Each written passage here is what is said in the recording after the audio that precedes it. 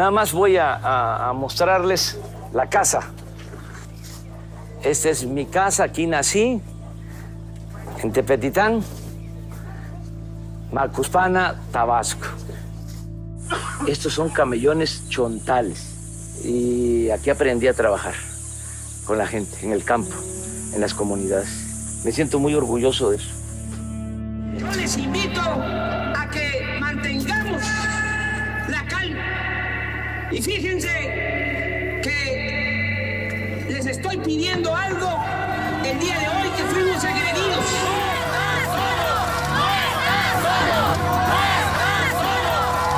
Comparezco con dignidad ante este tribunal por el juicio de desafuero en mi contra.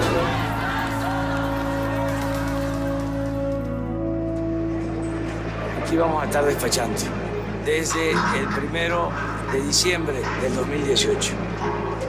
A Palacio o a la chingada. A Palenque, Chiapas.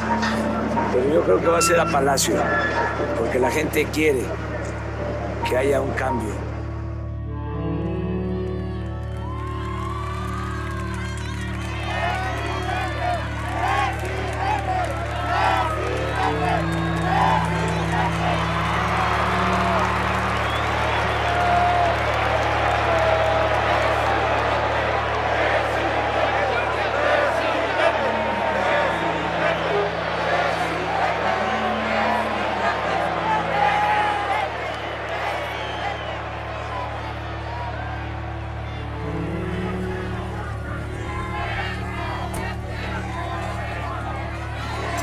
Recuerda lo que te dije, a Palenque o a Palacio.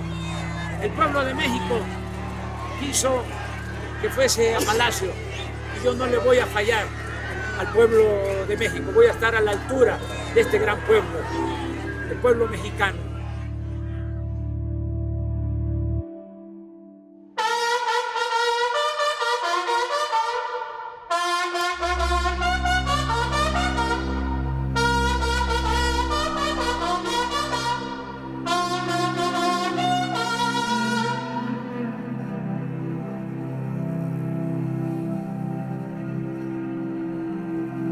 La disponibilidad actual con esta fecha de corte, que es la de hoy, serían 28% disponibles, ocupado todavía el 72%.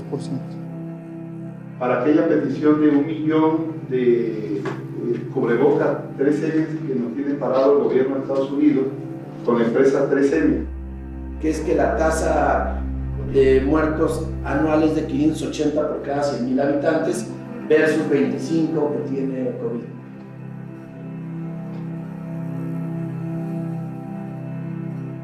Apoyo adentro. Esto no debe de pasar. Nosotros somos representantes del Estado mexicano. Nosotros tenemos que representar al pueblo. No nos dejemos.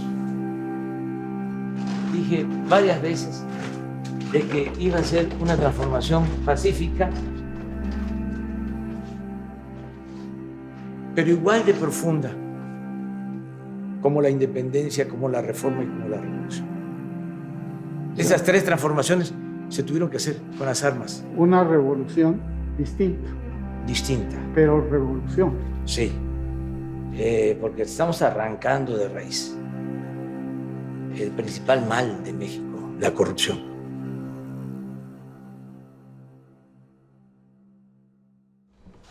El despacho presidencial no es la silla famosa en la que no se quiso sentar Zapata.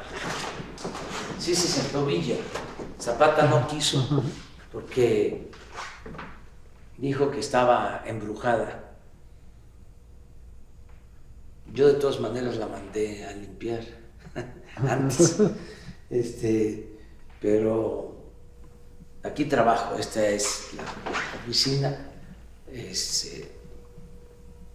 del presidente. No se usaba porque, como sabes, los presidentes despachaban fundamentalmente en Los Pinos.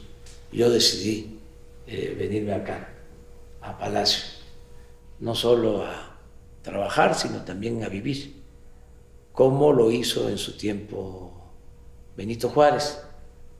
Él vivió aquí, en la intendencia del imperio, en lo que era la intendencia del imperio, porque este palacio pues fue virreinal, pero también imperial. Aquí estuvo Maximiliano, Carlota, aquí hay todavía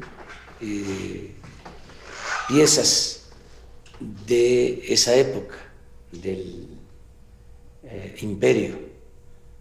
Y luego la República, antes y después del imperio. Estuvo aquí Juárez y aquí murió, y por eso decidí vivir aquí. Ven, te voy a mostrar. Esta es la parte, vamos a decir, más antigua, histórica, del palacio.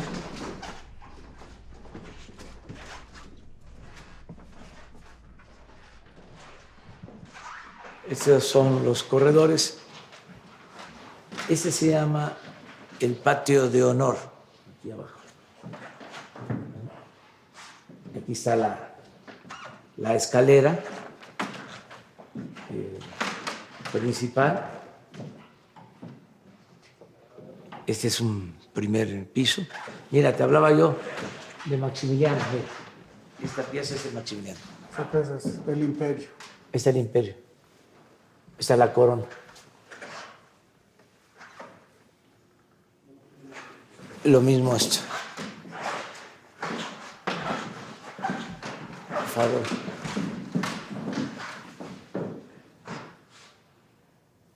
Y ahí está el inefable. Sí.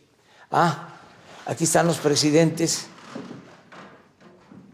Es Comonfort, Juárez, Lerdo, Porfirio, Madero, Venustiano Carranza. Están todos. De la Huerta, Obregón, Calles, Portes Gil y todos los que siguieron. Mira, esta es una sala de juntas también.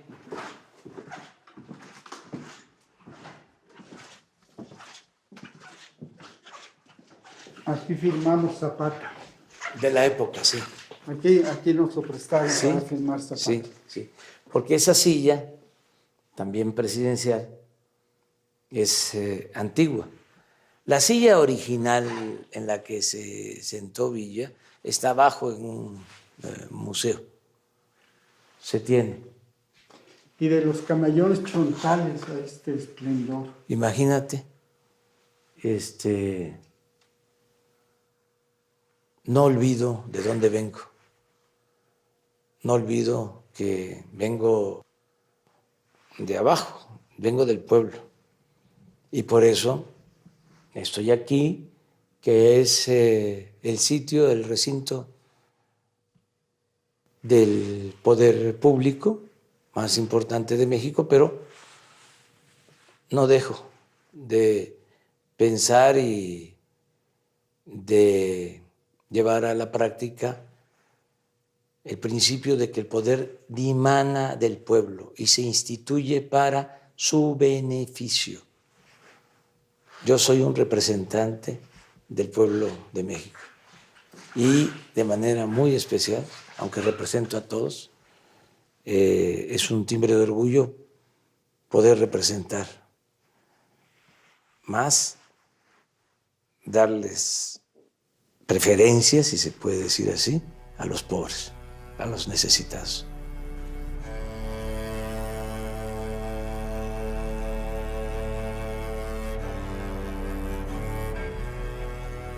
Este es el Leona Vicario, tenía otro nombre.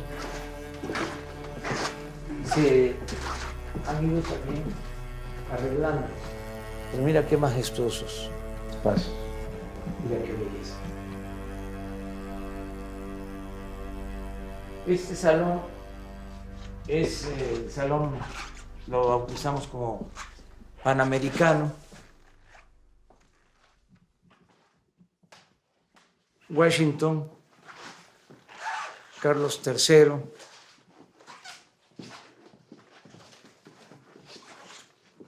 el Libertador, Bolívar y Martí. Que Martí está más presente que nunca. El pensamiento martiano parece ser una influencia decisiva, ¿no? Sí, hay que regresar a Martí, diría Silvio Rodríguez.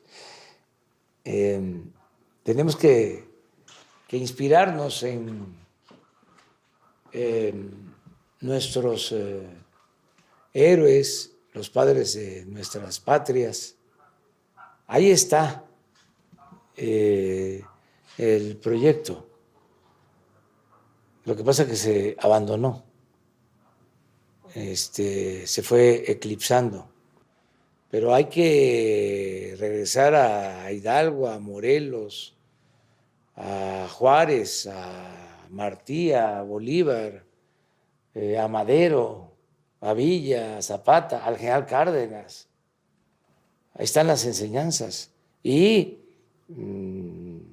también a Salvador Allende, en el caso de América Latina, a Nelson Mandela, a Luther King, a Gandhi y a muchos otros que son referentes. Ser nacionales y universales. Pero como decía Martí, precisamente,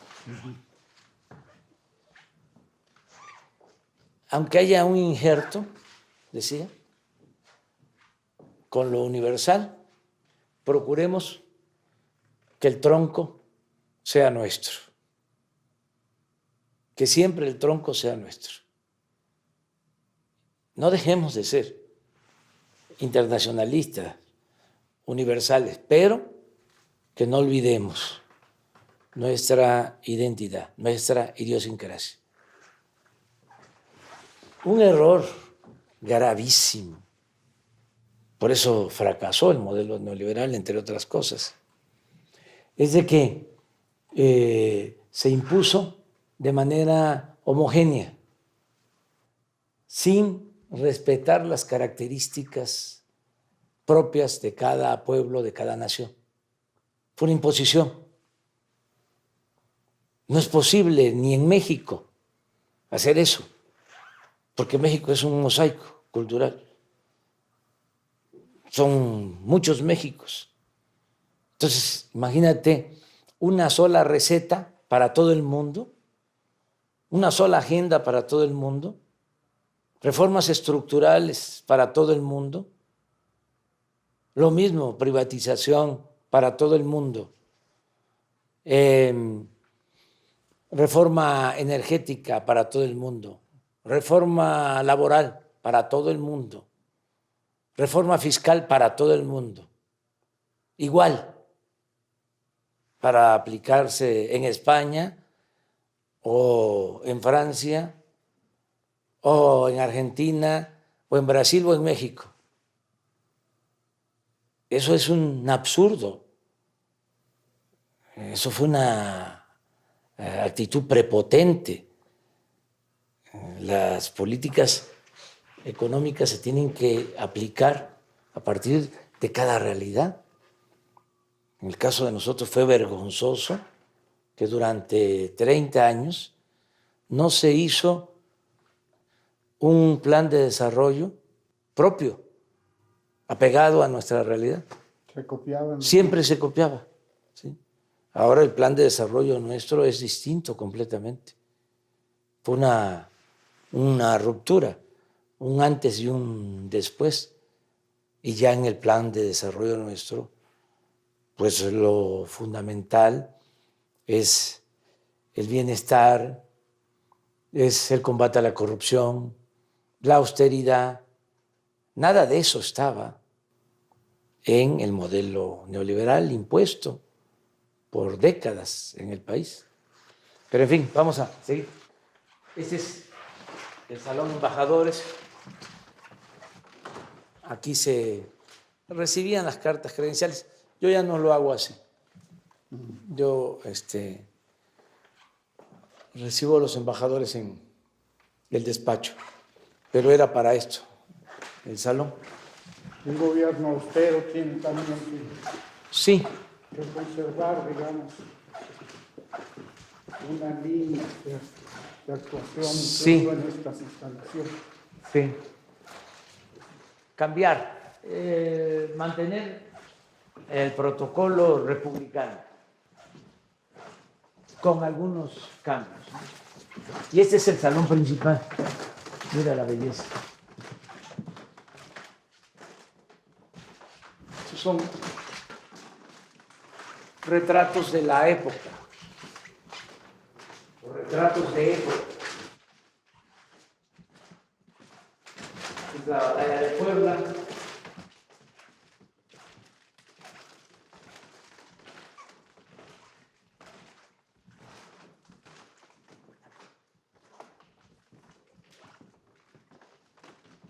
Ese está pintado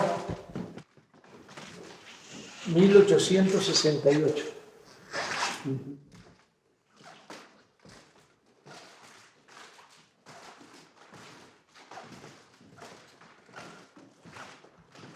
El encuentro de Tenochtitlan.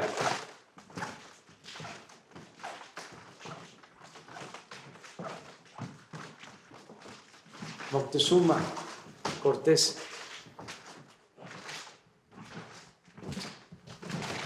Este es el balcón. Desde donde se hace el grito. Sí, aquí es Bajo del cual el grito. pero bajo del cual se celebraron las jornadas de lucha durante muchos años. Muchos años. Sí. Muchos años. Con momentos muy tristes. Sí. Pues aquí estuvimos protestando. Vamos a ver si podemos abrir. No, yo creo que no vamos a poder. Es que esto...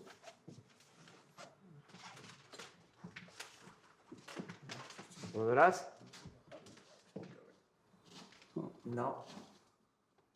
Vamos a utilizar una silla de estas.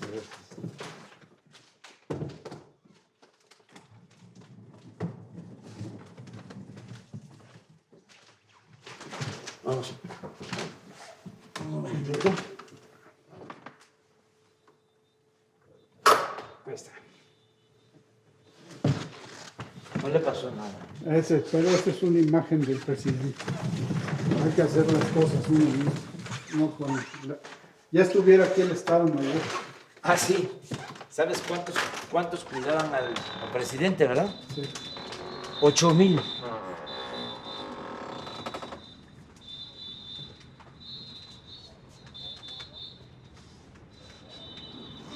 Esta es la plaza.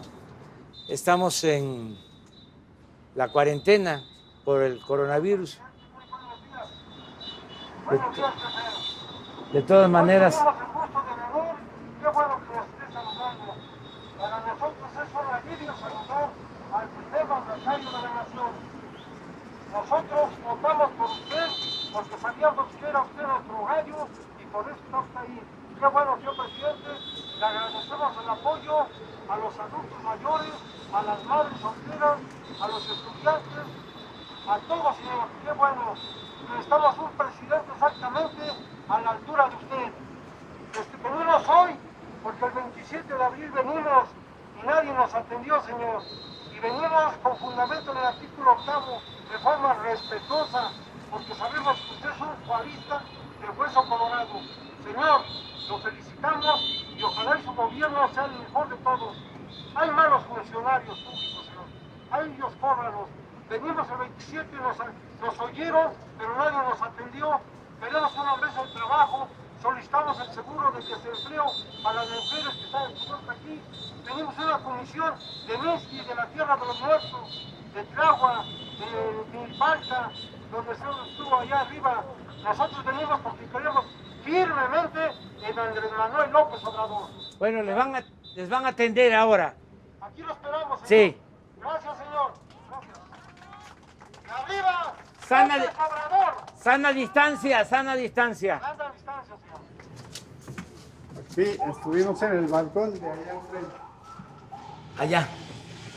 Allá. Es la jefatura de gobierno. Sí, te acuerdas, ¿no? Estuvimos hablando de cómo Ah, sí, me acuerdo que el de... desafuero de, Sí, de sí, que sí. se salió de ahí Sí. y ahora acá.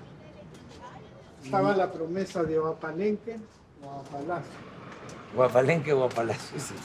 Sí, ese video muy bueno. Vamos a hacerlo.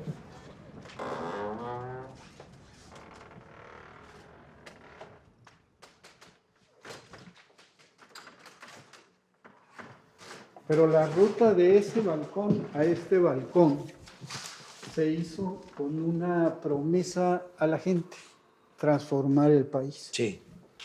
Yo siento que con la epidemia esta promesa va tomando cuerpo acelerada y profundamente. Sí, ya nosotros, Epimenio,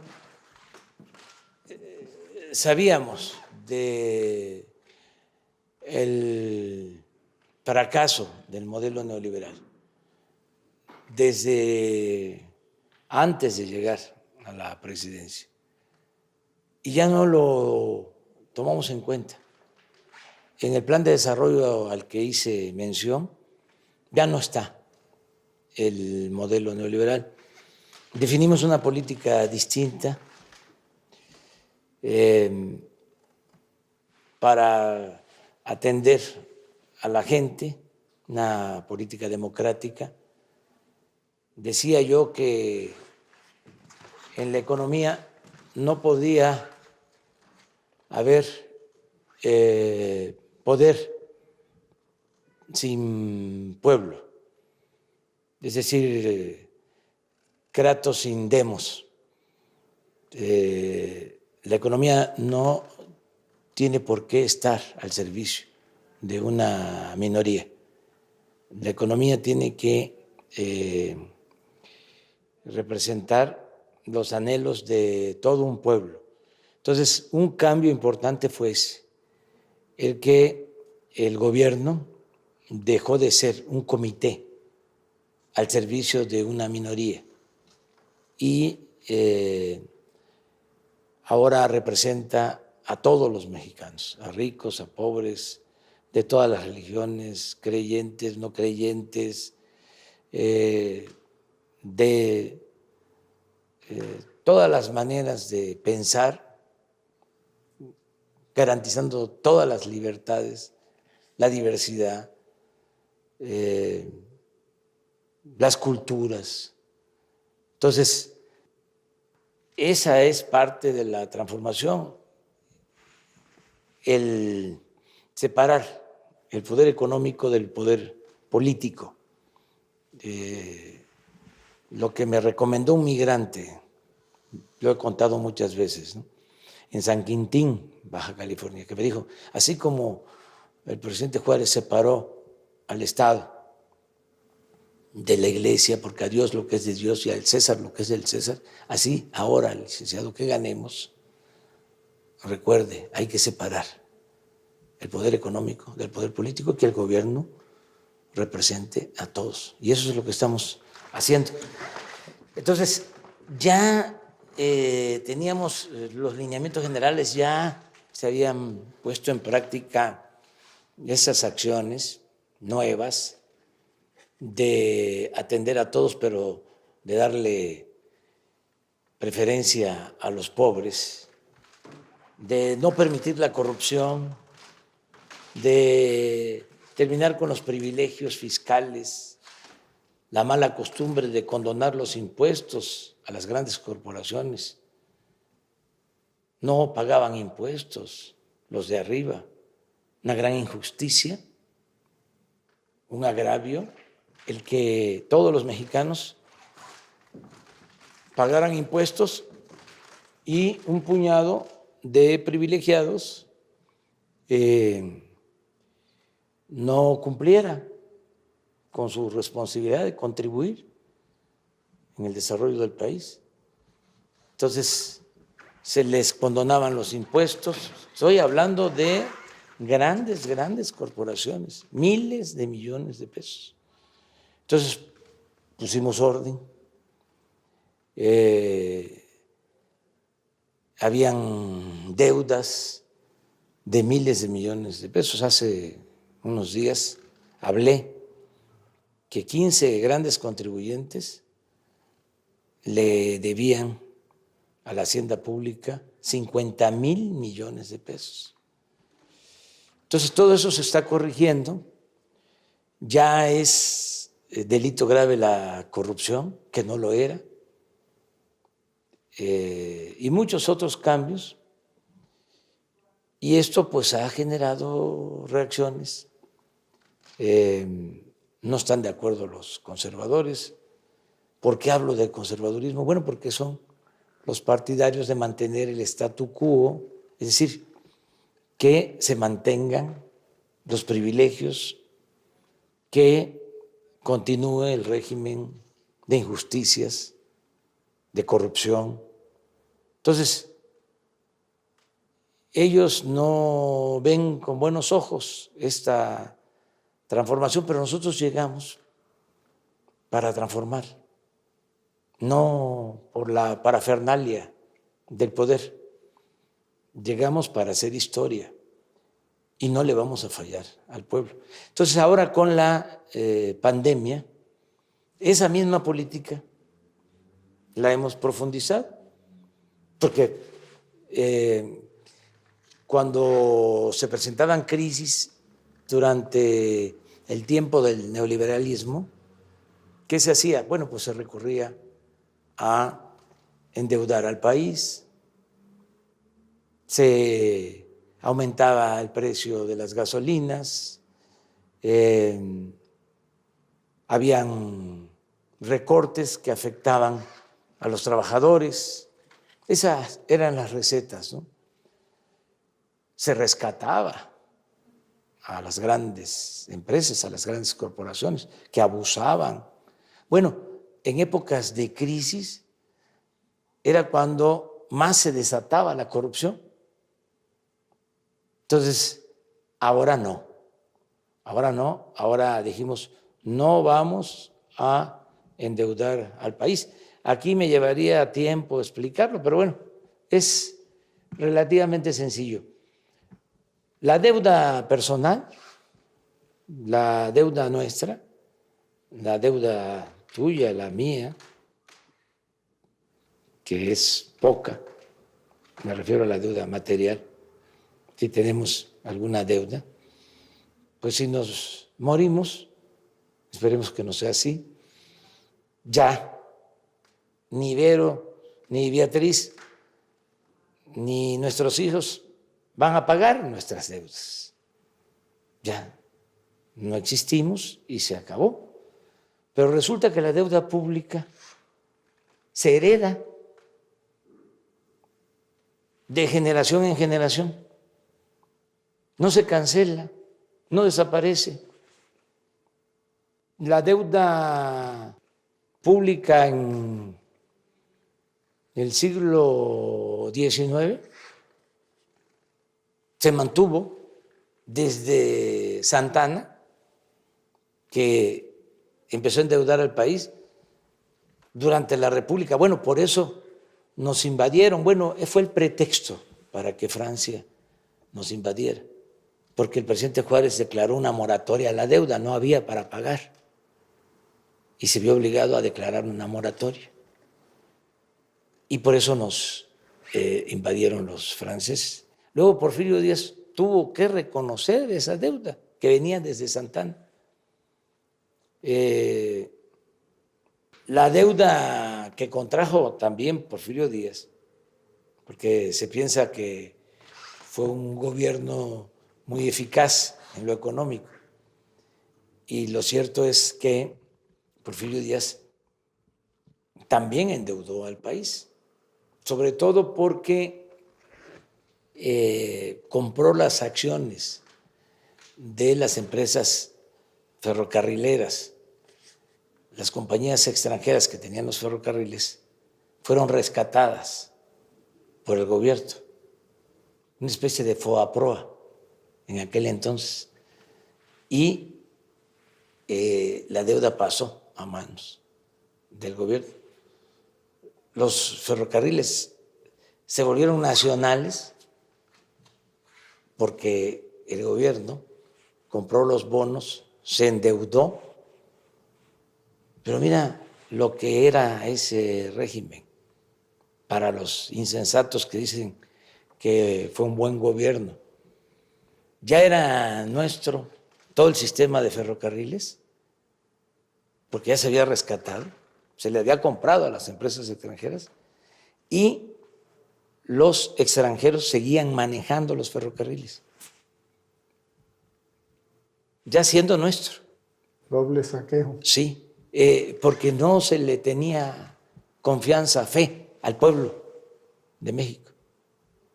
Es hasta Madero en que ya empiezan los mexicanos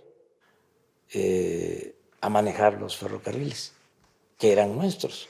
Pero bueno, las deudas se van heredando de generación en generación. Últimamente hablábamos del FOAPROA.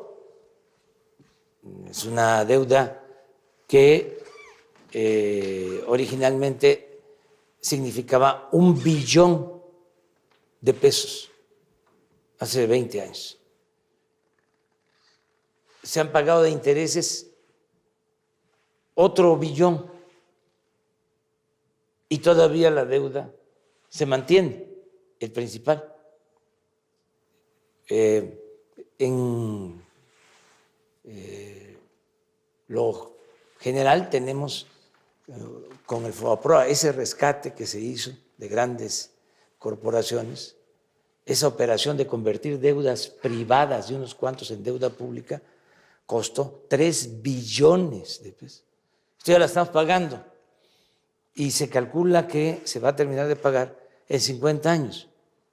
Fíjate, nosotros llegamos aquí y por mantener la confianza en el país, para no provocar una crisis, para respetar acuerdos, decidimos seguir pagando los intereses de esa deuda. Y a mí me tocó, yo que estuve siempre en contra del FOAPROA, que escribí un libro que se llama FOAPROA Expediente Abierto, que documenté todo el saqueo, me toca a mí enviar desde el año pasado el presupuesto para la aprobación en la Cámara y ya tengo que contemplar 40,000 millones de pesos de intereses por un año. Este año también 40, 50,000 millones de pesos solo de intereses del FOAPROA. Entonces, no vamos a seguir con eso. Viene la crisis sanitaria, la del coronavirus, la pandemia, y todos los gobiernos, siguiendo las recomendaciones del Fondo Monetario Internacional, lo que hacen es endeudarse. Nosotros no. Nosotros ahora estamos profundizando en el combate a la corrupción y en la austeridad. Antes se le pedía al pueblo que se apretara el cinturón. Ahora el gobierno es el que se está apretando el cinturón. Te pongo un ejemplo. El último año del gobierno del presidente Peña, aquí en la presidencia, ejercieron 3,600 millones de pesos.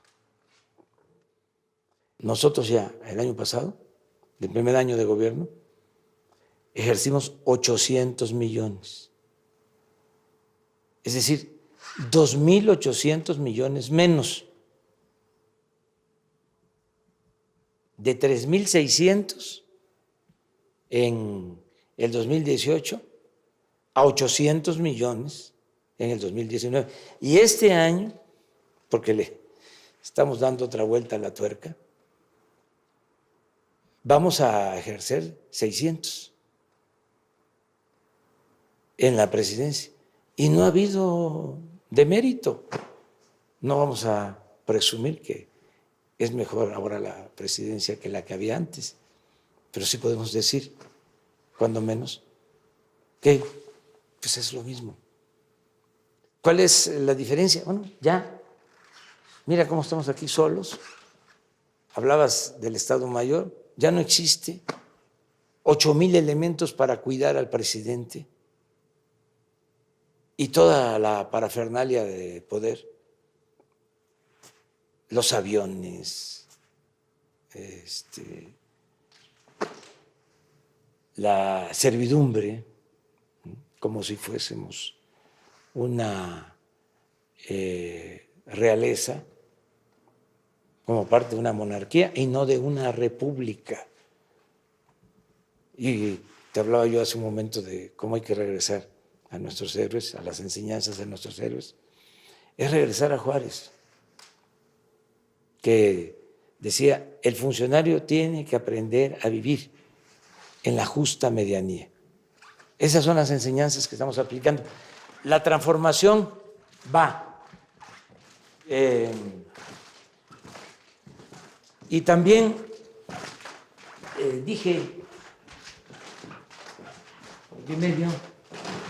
varias veces de que iba a ser una transformación pacífica, pero igual de profunda como la independencia, como la reforma y como la revolución. Esas tres transformaciones se tuvieron que hacer con las armas. Una revolución distinta. Distinta. Pero revolución. Sí, porque estamos arrancando de raíz el principal mal de México, la corrupción. Entonces, esto, como es natural, genera inconformidades y hay grupos que se oponen. De ahí viene el término reacción, los reaccionarios. Yo creo que todavía no alcanzan, ¿no?, a constituir un grupo reaccionario, porque todavía no se articulan bien. Desde luego, sí están muy enojados, están de mal talento y talante, porque nos están atacando mucho en los medios de comunicación convencionales, todos los días. Y están, incluso yo siento, que pasan del enojo a la conspiración y a la incitación al golpe. Sí, pero no hay condiciones para eso. No han podido crear esas condiciones. Y además, nosotros tenemos el apoyo de la gente, el respaldo popular. Pudieron derrocar y asesinar a Madero porque, siendo un hombre bueno, un demócrata auténtico, no pudo o no le dio el tiempo para hacerse de una base social de apoyo. Creo que perdió la oportunidad cuando había buenas relaciones con Zapata. Con Zapata y con Villa. Y con Villa. Con Villa siempre las tuvo. Pero con Zapata lo perdió. Sí, con Zapata, a pesar de que se llevaban bien, terminaron por separarse y se quedó en el aire. Cuando sale aquí,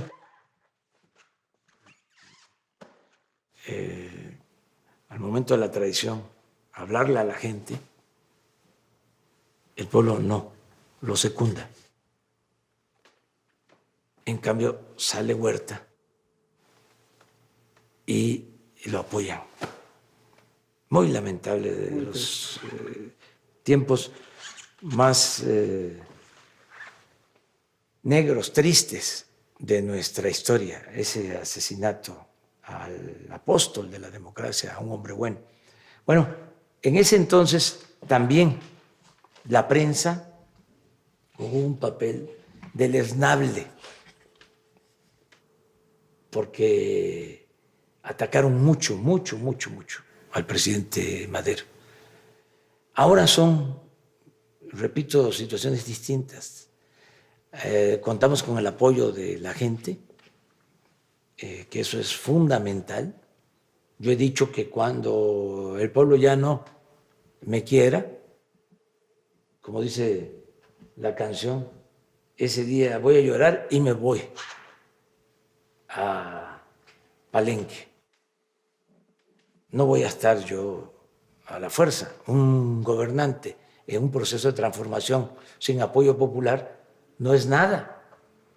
Y además no me interesa a mí el cargo si no es para transformar. Afortunadamente hay muy buena comunicación entre el pueblo y el gobierno, no hay divorcio y hay respaldo popular. Y lo otro que es distinto son los medios, que ahora no solo son los periódicos, la radio, la televisión, ayuda muchísimo lo de las redes sociales. Mucho lo de las redes sociales. Esa fue una gran transformación. No se ha entendido, pero es una bendición. Porque si no, nos tendrían cercados y podrían vencernos. Pero con las redes sociales hay defensa, hay réplica. Son millones los periodistas, los que interactúan en redes sociales, de ciudadanos que nos defienden. Entonces, está roto el bloqueo de siempre. Mira, hablando de Zapata, las redes sociales son un escudo. Nos ayudan mucho. Fíjate lo que decía yo, no se entiende. El conservadurismo siempre se apoyó en los periódicos. Cuando Lucas Alamán, que era el asesor principal del conservadurismo, el líder intelectual del conservadurismo en el siglo XIX,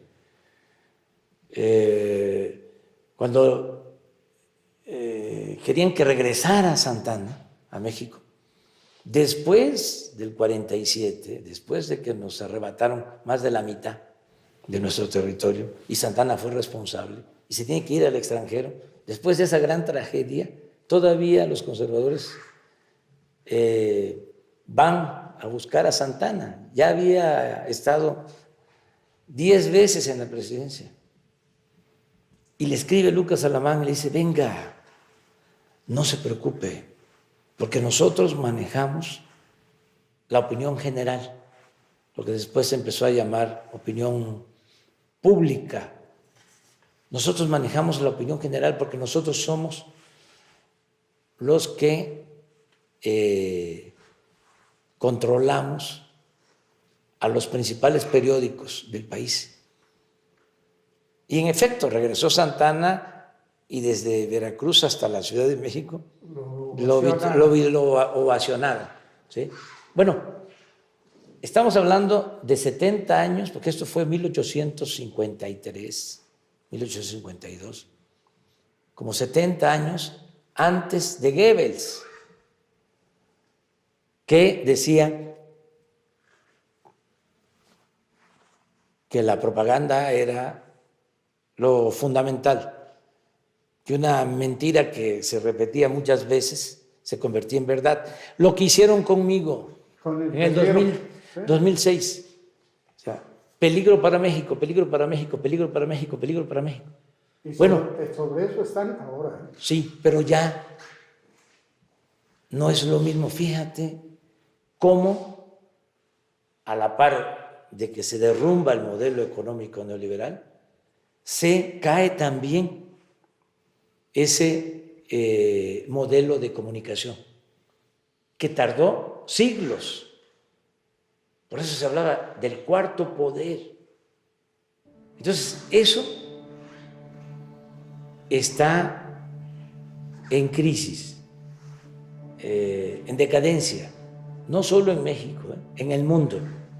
Por eso si el New York Times hace un artículo en contra del gobierno de México, pues digo, sí, está bien, es un periódico famoso, pero su influencia está muy acotada y puede ser un periódico famoso, pero si no tiene ética, ya no tiene efecto. Porque ahora hay medios de comunicación alternativos, sobre todo las redes sociales, y mucha gente consciente, que eso es lo otro. ¿Cómo se dio una revolución de las conciencias? Un cambio de mentalidad. México está a la vanguardia en cuanto a politización de los ciudadanos. Es de los países, repito, con menos analfabetismo político en el mundo. Es algo excepcional. Pero vamos a platicar acá.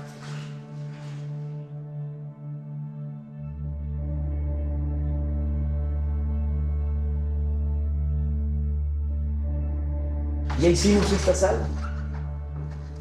Cuauhtémoc la dignidad de nuestro pueblo.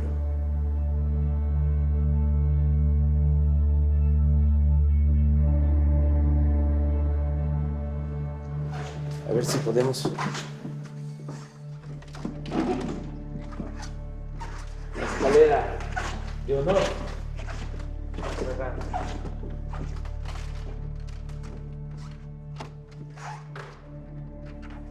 No.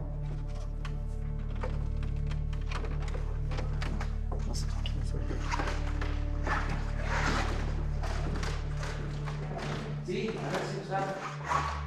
Jessy.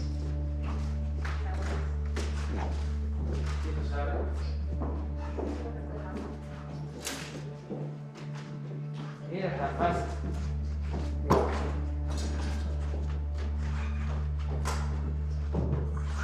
¿Cómo te sientes? ¿Eh? No es la carne, son los años.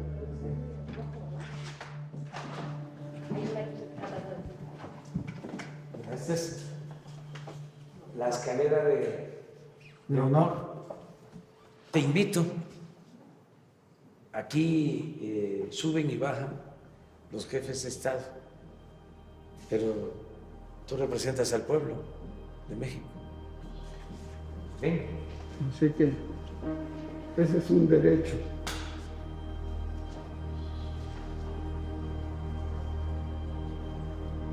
Y la frase